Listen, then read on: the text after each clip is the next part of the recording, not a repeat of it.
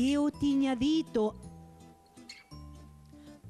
antes de entrarmos no intervalo do almoço, que clarearíamos alguns conceitos. Simplesmente colocaríamos algumas balizas neste conceito para saber de que estamos falando.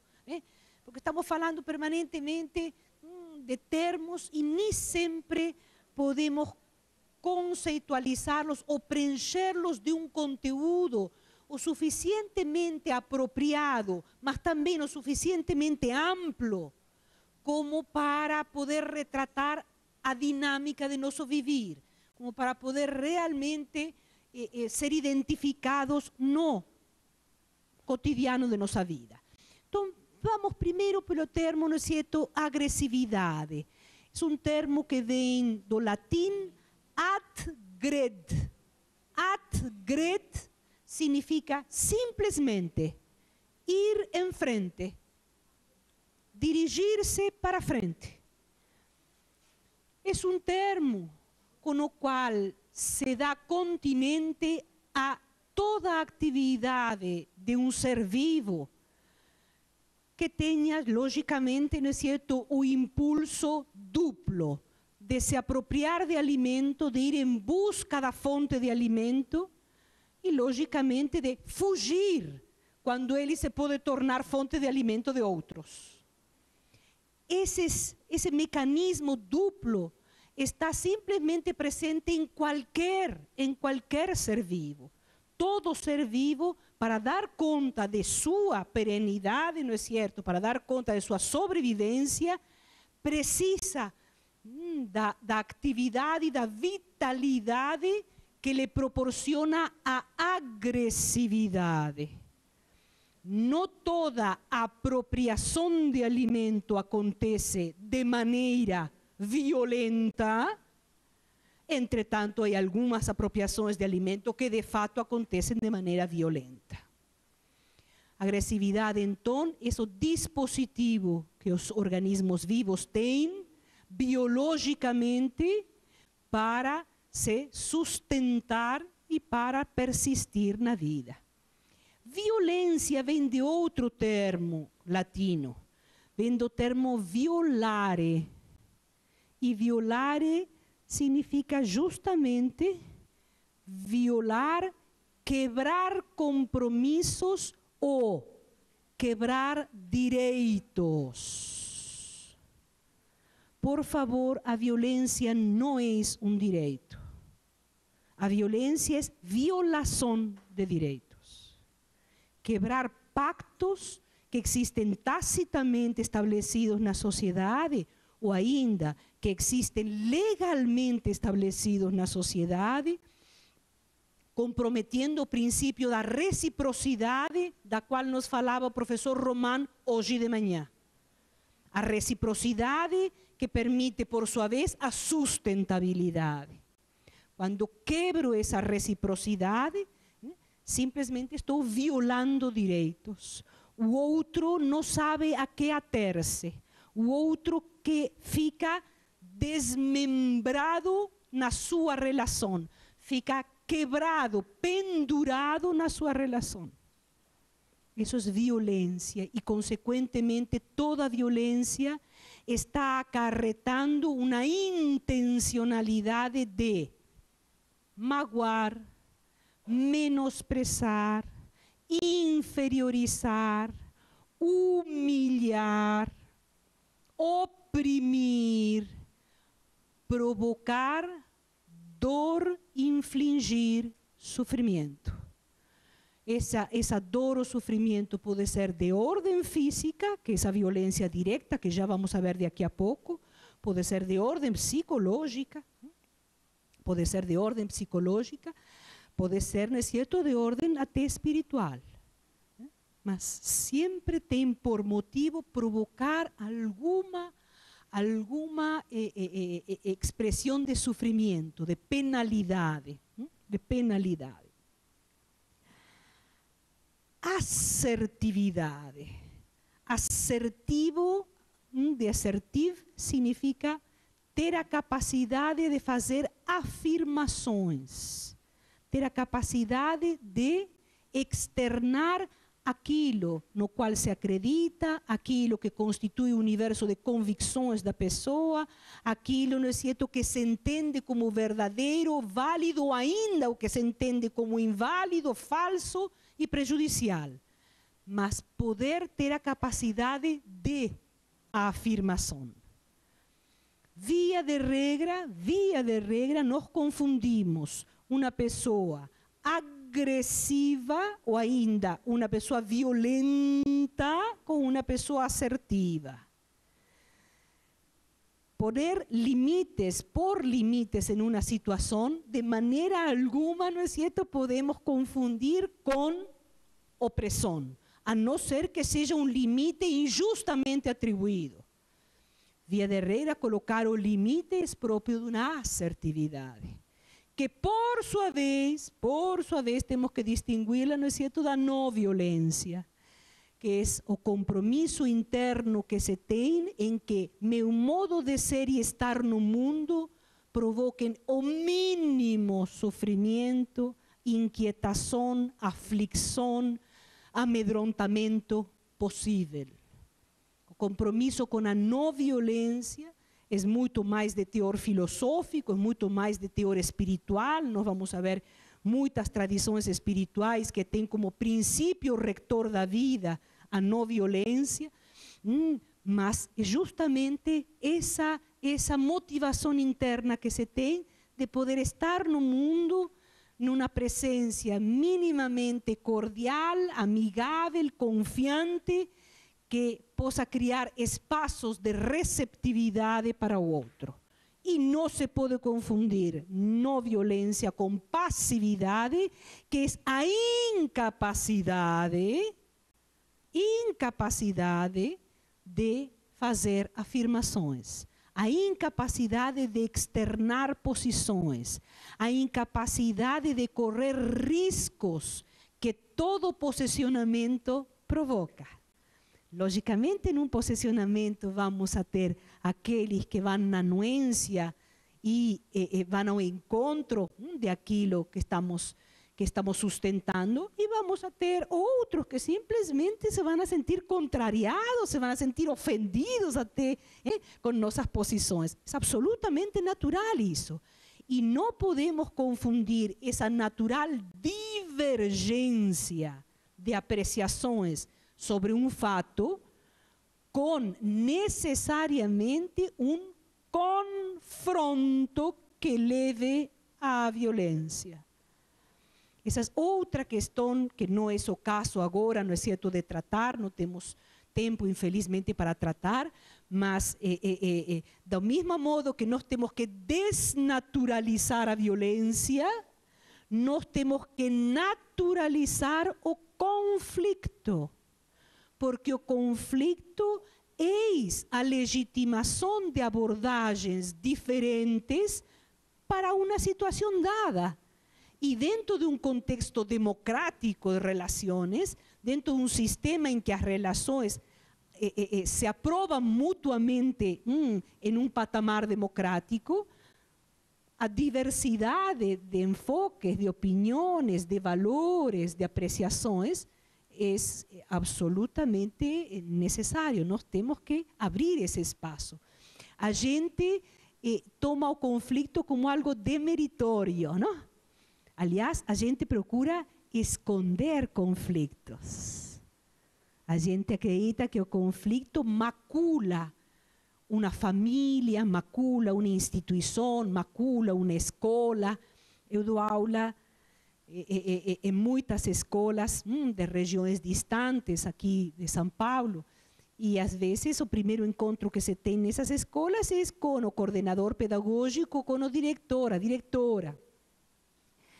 E quando, nessa recepção que me fazem, o primeiro que dizem, aqui não há conflitos, eu começo a suar. Eu começo literalmente a tremer por dentro. Porque quer dizer que há um trabalho imenso para ser feito. O conflito é inerente à vida. O conflito é inerente à relação.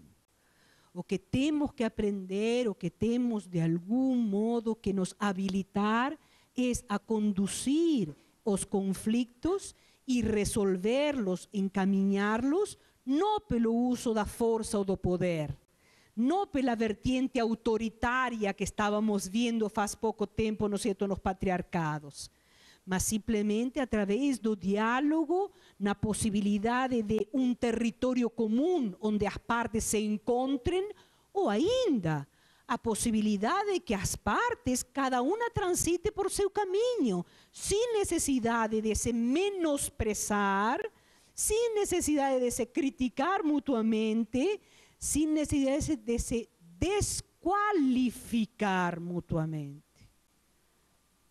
E sempre que num conflito se parta para a desqualificação de uma das partes, vocês já sabem perfeitamente que esse conflito deixou de ser conflito para tornar-se, não é certo, um confronto. Em el que não há mais argumentação possível, não se tem mais recurso do argumento, ou seja, do poder da palavra, e se passa a atacar a pessoa como pessoa. E não a ideia ou posição que sustenta a pessoa. Isto é tão importante se a gente pudesse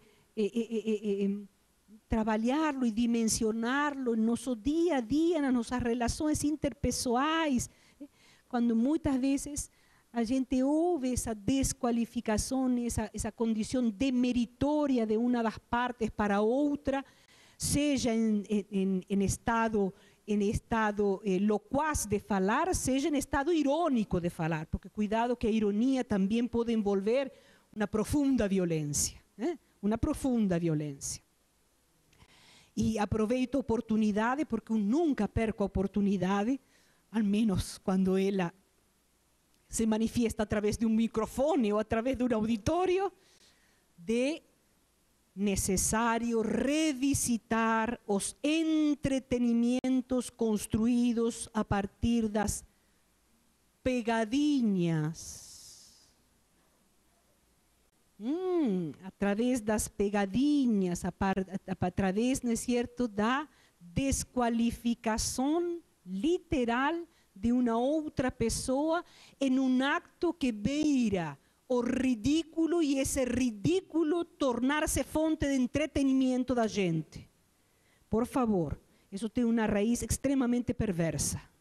Extremamente perversa. Então, não é porque estejam pululando nos programas de entretenimento que a gente pode legitimar uma ação na qual alguém está sendo humilhado ou ridicularizado, seja por alguma condição de ordem física, seja por alguma condição de ordem comportamental, seja, não é certo, por um acto falho que tenha acontecido em um momento determinado de sua vida. Está claro, consigue estar claro dentro de vocês isto? Conseguimos mapear, conseguimos construir, por assim dizer, as linhas dos continentes de cada termo? Podemos avançar, nos sentimos confortáveis para avançar? Por favor, tenha bondade. Segundo Gandhi, violência, tudo aquilo, tudo, absolutamente tudo, aquilo que impede o desenvolvimento e a busca do pleno potencial humano. Tudo. Seja esse mote que às vezes colocamos, aspas, carinhosamente a nossos filhos, carinhosamente a nossos alunos, esse nome, não é certo?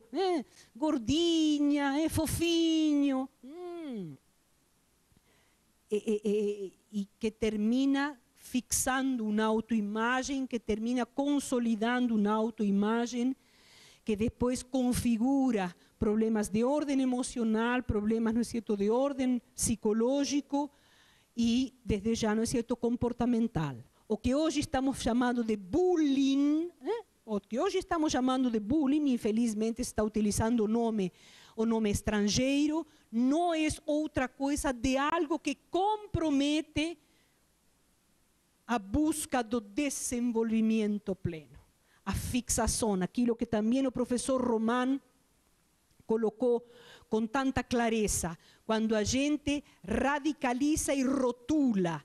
Então, a pessoa não é, por exemplo, transgressor na sua totalidade através de uma... Mas a gente rotula, é como se estivéssemos colocando rótulo em vidro. Passa a ser única e exclusivamente isso. Passa a ser única e exclusivamente, por exemplo, mentiroso. Você é mentiroso. Não, a pessoa falou uma mentira. Ou a pessoa pode ter o hábito comportamental, a fraqueza comportamental de buscar na mentira uma maneira de ser reconhecido, não é certo, ou admirado.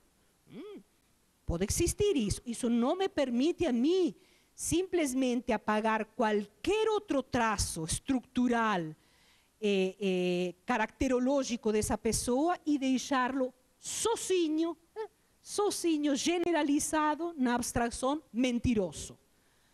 Então, nessas relações também a gente, através da fala, através da comunicação, estabelecemos fatores comprometedores disto. Posso, na minha relação familiar, na minha relação profissional, se é que tenho alunos, sem sombra de dúvida, assinalar um comportamento que não é cabível ou que termina sendo prejudicial para a própria pessoa. Isso não me permite reduzi-lo a esse comportamento que estou assinalando. E aqui vamos a ver muito rapidamente, por favor, um Centro Interamericano de informações, não é certo, de investigações sobre a violência, nos fala minimamente de 5 violências. Aquela macro, aquela escandalosa, que se torna na violência coletiva das guerras, legitimadas, sem sombra de dúvida, não é certo? A gente otorga, quando digo a gente, digo nós cidadãos, otorgamos ao Estado o direito do uso da violência. Nós damos ao Estado esse tipo de direito. En este tipo, ¿no es cierto?, de sociedades, eso no significa que en un futuro tenía que continuar siendo así. Esa violencia, ¿no es cierto?, descancarada, que sabemos que no afecta apenas a las personas que están no front, no afecta apenas a aquellos que se están degladiando con armas, mas sin sombra de dúvida afecta como mínimo, dicen los estudiosos, 5 pessoas mais. Pai, a mãe, os possíveis irmãos, se essa pessoa está casada, obviamente o consorte, se essa pessoa tem filhos, desde já, não é certo, seus filhos.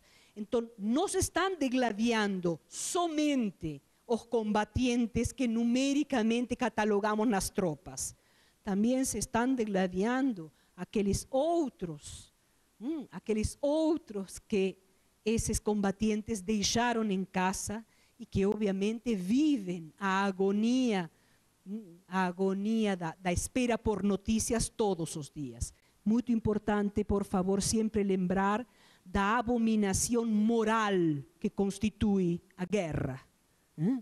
A abominação moral que constitui a guerra.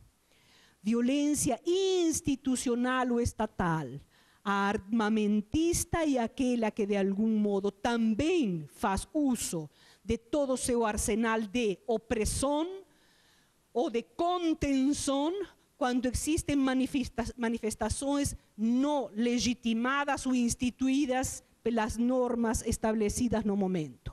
A violência é estrutural, aquela que, nós sabemos muito bem, permite que em regiões, por exemplo, como Parelheiros, não tenhamos teatro, não tenhamos cinema, não tenhamos espaços, não é certo, para que orquestras ou expressões de dança, corpos de dança possam se apresentar. Simplesmente está despossuído, desequipado de mínimo de condições que vão ao encontro do desenvolvimento das pessoas. Por favor, cultura, não é diletantismo. Cultura, acesso a uma peça de teatro, acesso a um concerto, não é um acessório, é algo constituinte e estruturante da nossa identidade. Não esqueçamos que a Grécia clássica, que ainda nos maravilha, com pensadores como Sócrates, Aristóteles, Platão, todas as escolas dos estoicos, ainda nos maravilham. Ainda se continuam fazendo edições e edições e continuam fazendo-se tese de mestrado e de doutorado, interpretando este ou aquele autor, ou ainda esta ou aquela obra desses autores. Essa Grécia clássica, como se construiu? Através da dramaturgia, minha gente. Foram as tragédias gregas que permitiram ao grego dimensionar sua própria vida e dimensionar sua própria existência como participante de uma polis. Polis, cidade, aquilo que vai dar origem à palavra política. O grego se cultivou no teatro. Era no teatro que aprendia a respeito de si, que aprendia a respeito dos outros, que aprendia a respeito de política, como gerir as ações dentro do núcleo, não é certo, familiar, como gerir as necessidades diferenciadas entre as gerações, um avô e um netinho, como gerir os espaços com necessidades tão, às vezes, divergentes. É aí que se aprendia economia, outro termo lastimavelmente desviado, lar, nomos, maneira, norma, modo de administrar o lar, para fazer dele minimamente um espaço seguro e confiável, onde cada possa desenvolver-se e oferecer seu talento e sua singularidade. Violência estrutural, quando a própria organização estatal, quando os próprios estabelecimentos, equipamentos sociais não dão minimamente uma condição de oportunidades iguais para seus cidadãos. Ainda a violência cultural, da qual o machismo, os preconceitos continuam sendo reproduzidos. Eu nunca vou esquecer, e eu conto isto com extrema dor, com extremo sofrimento. Me criei dentro de um lar culto, relativamente culto, de classe média na Argentina, em Buenos Aires, e eu me lembro perfeitamente que sempre antes de sair de casa para a escola ou para o que for, era advertida por meus pais: cuidado com os ciganos. Havia uma comunidade cigana que sempre estava perambulando pelas ruas de Buenos Aires. Cuidado com os ciganos. E obviamente isso é fruto de um preconceito que obviamente não era deles, mas que também era do pai deles. No caso, minha mãe era búlgara. Em Bulgária e em Romênia é onde se instalaram as populações majoritariamente ciganas do mundo. Então tudo isto se repete e vai constituindo este caldo corrosivo, este caldo, não é certo, nocivo da violência. Não conseguimos encontrar o agente. E por isso estas são muito mais perigosas do que esta. Estas são as violências invisíveis. Falando de violência invisível, vocês lembrarão seguramente aquela experiência magistral de um estudante de psicologia social na USP, que quando foi pedido por seus professores que por favor fizessem uma tesis de fim de curso, de mestrado, não me lembro bem, que fosse algo original, que por favor não fosse outra vez Vygotsky, Piaget, Freud, Adler, não porque sejam, por favor, desprezíveis, não porque sejam autores não relevantes, mas este professor queria algo mais novo, algo mais original. Que é o que fez um deles? Lembram? Se vestiu de gari. O uniforme de gari na USP es cor laranja, lembram? Saíam nas páginas inteiras, fez uma tese de doutoramento belíssima, depois mais tarde sobre o mesmo tema, que ele chamou invisibilidade social. Para aqueles que não conhecem o caso, vou contar muito rapidamente. Ele se vestiu de gari e começou a passar a vassoura justo em frente da saída da faculdade de psicologia, não? Para ver o que acontecia no horário em que terminavam as aulas, os colegas dele e os professores dele. E ele passava a vassoura. Logicamente que os garis verdadeiros desconfiaram no primeiro momento porque varria muito mal. Desconfiaram no primeiro, mas não importa. Ele passava a vassoura, esteve 6 meses, diariamente, trabalhando na mesma área onde seus colegas de estudo, não é certo, se tinham formado com ele, onde os professores ministravam as aulas que ele tinha recebido. Nunca foi reconhecido. Nunca foi reconhecido. É mais, ele diz que podia contar com os dedos das mãos as vezes que tinha recebido de alguém um bom dia ou boa tarde. E aí passou a chamar isso de invisibilidade social. Há pessoas, têm profissões, tem estados físicos de pessoas que as tornam invisíveis socialmente. E isso é o mais difícil de trabalhar e de combater. No caso, a violência doméstica era uma violência invisível até 3 décadas atrás. 3 décadas atrás, ninguém falava de violência doméstica. Simplesmente porque nem sequer se a considerava violência. Se a considerava um modo natural, entre as aspas que nos colocou o professor Román, natural de agir e se comportar,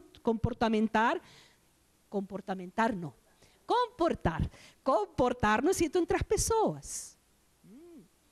Quando começamos a dar visibilidade, penso eu que é quando a consciência, a doutora Amélia estava falando disso, quando a consciência começa a estar madura para processar essas novas variáveis.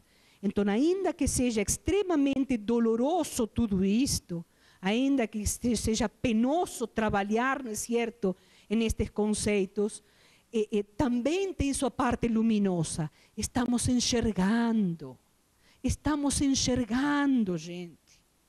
A partir do momento que a gente enxerga, a gente pode mudar. A partir do momento em que se torna patente, a gente pode transformar. Se não enxergamos, não se sabe para que rumo ir. A partir do momento que enxergamos e percebemos as consequências desastrosas de nossos próprios comportamentos, eu adquiro o poder de, obviamente, capacitando-me, encaminhar meu potencial de vida, meu talento de vida, em outra direção mais favorável, mais edificante, mais construtiva, mais humana. É nesse humano que estamos construindo todos, alavancando um no outro o melhor que cada um tem. Por favor, se podemos ver a próxima. Nesta declaração, nós já percebimos hoje de manhã, e para mim com profunda alegria, e para o professor Román também, porque comentamos isso. Hoje já percebimos, não é certo, de manhã, que aqui está faltando alguma coisa. Esta é uma declaração, vejam que é muito recente, 1993, muito recente. E a colega já nos fala que impedem o pleno avanço das mulheres, dos homens e de toda a sociedade. Conseguimos perceber? passou muito pouco tempo, mas já estamos sentindo que aqui está faltando algo. Estamos começando a perceber que o processo da vitimização não é unilateral. Estamos começando a perceber que o processo de vitimização está sendo de ambos os lados. Mutuamente nos estamos machucando. Seja pela minha omissão na ação, ou seja pela minha omissão na minha assertividade, na minha capacidade de afirmar meus direitos, sem necessidade de violentar o outro nessa afirmação, ou desqualificar o outro nessa afirmação. E nessa percepção, vamos literalmente ampliando o repertório. Por favor, podemos ver, ¿no es cierto? A próxima, violência física, emocional, sexual na vida intrafamiliar. De fato, existe uma assimetria e abuso de força e poder. Uma assimetria. Não estamos falando, ¿no es cierto?, necessariamente de gênero. ¿En que gênero? Asimetria de força e poder entre os membros de um núcleo familiar. Modelo familiar patriarcal onde há algozes e vítimas que interagem, corrompendo-se mutuamente e perpetuando o ciclo opressão-exploração. Estávamos falando também durante o almoço com o senhor, não é certo, Lídio, do Instituto Avon, de como as violências não terminam no acto em que elas acontecem. Como elas terminam reverberando em outro universo de comportamentos em que ambas as partes se corroem em sua dignidade. Via de regra, quando existe um abuso sexual dentro do lar, o abusador comina a sua vítima ao silêncio, obriga a sua vítima ao silêncio. Muitas vezes essa obrigação ou é por uma ameaça declarada, se você dizer algo, não é certo, eu quebro tua perna, ou ainda por uma compra por sedução de um objeto oferecido. Se você não dizer nada, eu vou comprar aquele perfume que você estava querendo, ou vou dar agora no Natal a bicicleta que você me assinalou outro dia no supermercado. E entendemos que isso é de uma perversidade em que todas as partes se corrompem.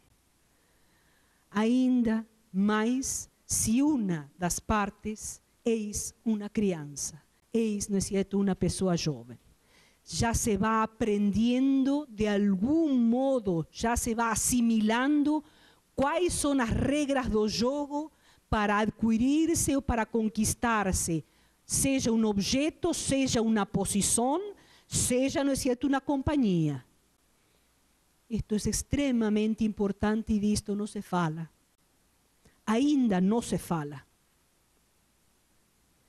Se pensa que o abuso é já de por si o acto repreensível e o acto, não é certo, que merece e necessita uma reparação. Não.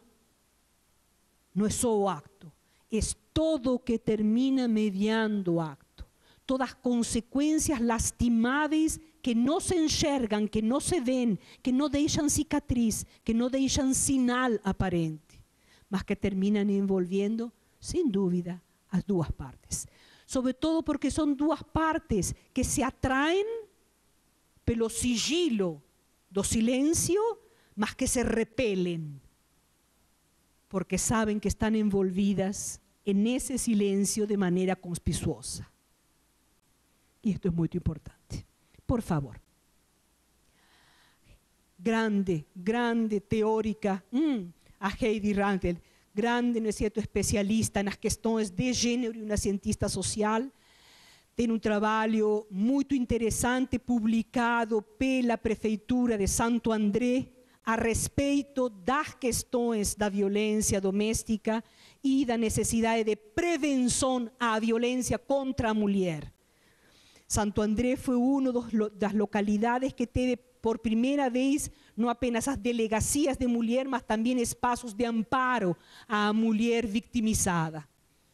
E ela disse também com extrema, não é certo, clareza, todas as vezes que negamos ou minimizamos a violência experimentada ou de novos episódios de violência, novos episódios de violência, perpetuando o ciclo e o estado de anestesia sobre o qual nos encontramos.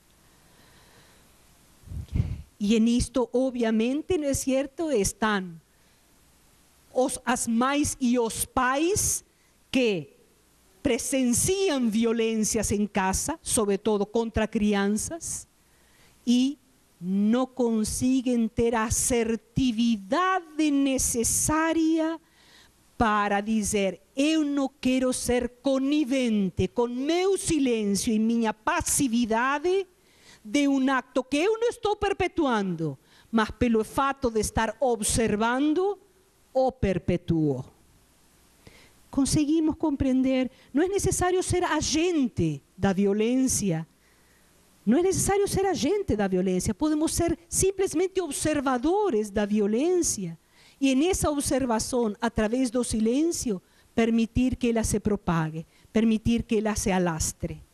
Nesse aspecto, cada um de nós é o promotor, o contentor, aquele que contém a reverberação da violência.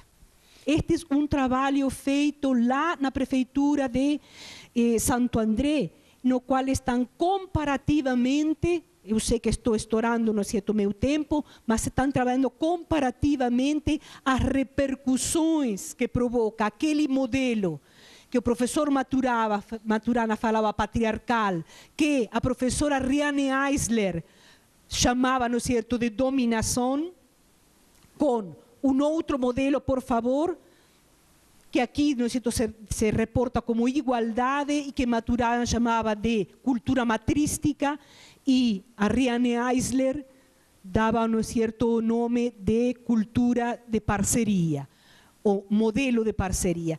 São todas cartografias que podem mudar os nomes, mas estão assinalando o mesmo horizonte. Por favor, é o mesmo horizonte que se está assinalando. E isso, obviamente, não é um horizonte de dignidade, é um horizonte de convivialidade, em el que estamos todos empenhados em que o outro possa usufruir das oportunidades que a vida lhe oferece, em que o outro possa explorar todo o talento que de alguma maneira a vida lhe dotou ou lhe colocou. Então, podem mudar, não é certo, os nomes, mas é exatamente, insisto, o mesmo horizonte que se está assinalando.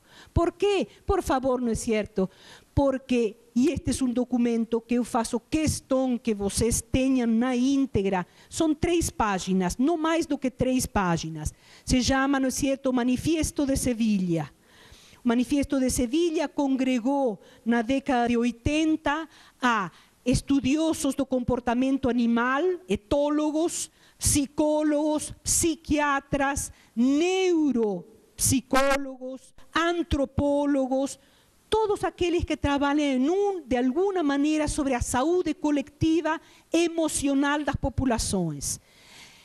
E estes cientistas chegaram à conclusão, após 3 dias de trabalhos e de deliberações, foi um encontro convocado pela Unesco, que vocês sabem é o braço da educação dentro da Agência das Nações Unidas, chegaram à conclusão de que não é possível mais justificar a violência dizendo que estamos geneticamente, que estamos por nascimento propensos a elas.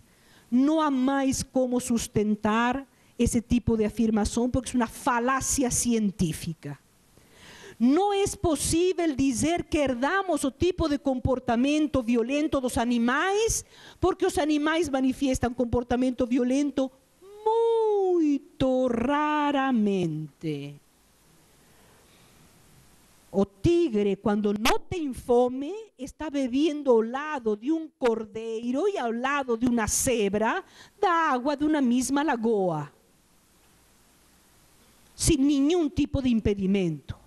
Obviamente, quando vai ter fome, vai ir atrás, não é certo, do cordeiro. Mas cuidado, não vai ir atrás de aquele cordeiro que tem uma mancha preta na lateral. Não gostei, não é certo? Ou aquele outro que me olhou torto. Vai ver que me olhou... Não existe isso na natureza, por favor, não há isso na natureza.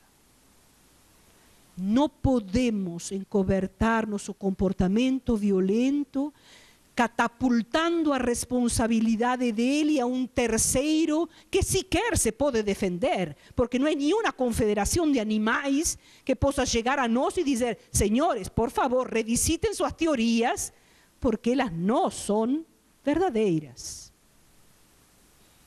Não é mais cientificamente correto aceitar que todas as culturas fizeram guerra.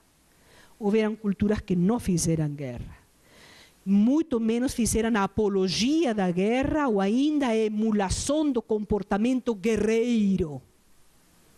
Este documento é um documento precioso. Aqui vocês têm excertos, mas vocês tão só entram na internet, Manifesto de Sevilha, e vocês encontram eles na íntegra. Não tem mais de 3 páginas.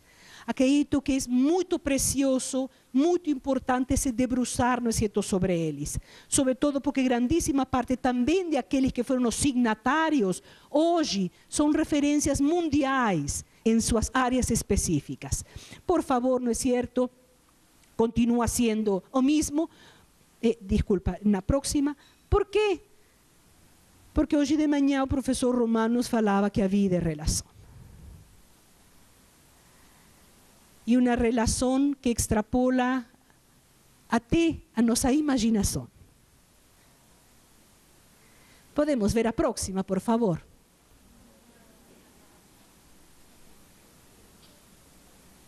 Quantas vezes temos ouvido de crianças, e também, não é certo, repetimos isso agora como adultos, pessoas que não têm um convívio saudável e edificante, que se levam como gato e cachorro. Claro, olhem a possibilidade, olhem a maravilhosa possibilidade de se levarem como gato e cachorro. Aparentemente o gatinho não está amedrontado pela língua desse cachorro. E sem sombra de dúvida, esse cachorro está vendo nesse gatinho algum... Desculpa?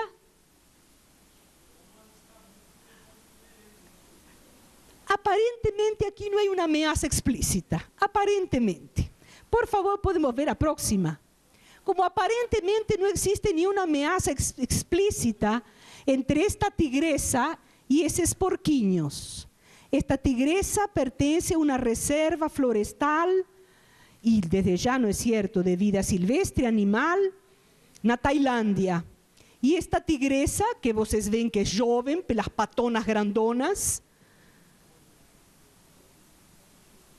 esta tigresa tinha perdido três gestações seguidas. Tinha perdido as crias já nascidas, 3 gestações. Entrou naquilo que se chama depressão. Por favor, a depressão não é algo que acomete aos humanos apenas. Acomete a todos os seres vivos. Al menos todos os seres vivos que têm uma manifestação, uma possibilidade de manifestar sua sensibilidade. Tendo já exprimido todas as alternativas possíveis para fazê-la comer e para fazê-la manter em vida, dos cuidadores, em um acto, diríamos, de ousadia divina, ou de loucura divina, pegou emprestado 4 porquinhos. Aqui estão 2, mas são 4. 4 porquinhos a uma porca que tinha tido uma cria suficientemente abundante como para não sentir falta desses 4 porquinhos. E os foi aproximando a ver qual era a reação tanto da tigresa quanto dos porquinhos. Conclusão, se adoptaram mutuamente. Nós estamos vendo uma cena improvável, absolutamente improvável, impensável, às vezes até inimaginável. Por favor, podemos ver a próxima. E ainda uma questão entre uma ave e um roedor. Por favor, gente, nenhuma destas imagens é montagem. Estas imagens são da vida natural, que felizmente hoje, pela altíssima tecnologia que temos, em termos de microcâmaras, em termos, não é certo, de imagens instantâneas, nos permite tomar estes relances. Isto está sendo oferecido pela vida, por favor, a vida nos está mostrando isto. A vida que perpassa nosso corpo, que perpassa esta comunidade de pensamento, a vida que perpassa nos animais, nas plantas. Por favor, a próxima. Isto tornou-se motivo, não é certo, de trabalhos científicos, porque se criou uma verdadeira amizade entre este orangotango e este cachorro. Simplesmente eles não desgrudam. Há trabalhos científicos que hoje se estão fazendo sobre a amizade criar. Gente, olhem a mãozinha em torno, olhem a delicadeza dessa mão sobre as patas. Olhem a mãozinha abaixo da coxa dessa pata de cachorro. Se criou uma verdadeira amizade. Não desgrudam estes dois seres vivos. Como a gente espera que não desgrudem, por favor, a última imagem. Simplesmente porque o mistério da vida se renova a cada instante. Instante em que nascemos e damos abrigo a uma nova existência, instante em que morremos e alguém nos despede desta existência. Muitíssimo obrigada.